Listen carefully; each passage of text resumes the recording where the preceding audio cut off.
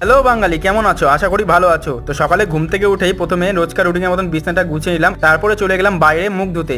এবং মুখ ধুতে ধুতে তোমাদের একটা দৃশ্য দেখায়। আমার বাড়ির পিছন দিকে এত সুন্দর একটা মাঠ, এত সুন্দর গাছপালা, যখন এখানে হাওয়া টাওয়া চলে, এখানে দাঁড়াতে এত সুন্দর লাগে কি বলবো। তারপরে চলে আসলাম বাড়িতে মুখ ধুতে এবং মুখ টুক দিয়ে চলে গেলাম ঘরে।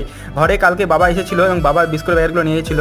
তার মধ্যে এই বিস্কুটটা খোলা ছিল, এত সুন্দর টেস্ট বিস্কুটগুলার। তো আজকে আমি যেহেতু লেটে উঠেছি, সেই জন্য আমাকেই চা বানাই খেতে লাগবে এবং ঝটপট চাটা বানিয়ে ব্রেকফাস্টটা কমপ্লিট করে নিলাম। তারপরে আসলাম আমার বাড়িতে একটা আমার বন্ধু এই কিছু জিনিসের ছবি তুলতে আসছিল, কি জিনিস সেটাও দেখাই। এই চাদরগুলো আমাদের বাড়িতে পড়েছিল, এই চাদরগুলো সেল করে, তো ফটাফট ছবি তুলে এই বাড়িতে চলে গেল এবং আমার বাড়িতে চলে আসলাম। বাড়িতে ঢুকে প্রথমে সকালবেলা খাওয়া দাওয়া কমপ্লিট করলাম এবং একটু বসেছিলাম। তারপর আমার বাবা ফোন করলো যে কিছু জিনিস নিয়ে আসছে, সেটা নিয়ে আসতে লাগবে। সেখানে বাড়াই গেলাম বাড়ির থেকে এবং নিয়ে এসে মার হাতে দিয়ে দিলাম। তারপরে শুরু হলো বৃষ্টি এবং বৃষ্টি থামতেই চলে গেলাম বন্ধুর সাথে আড্ডা দিতে এবং তারপরে চলে আসলাম বাড়িতে।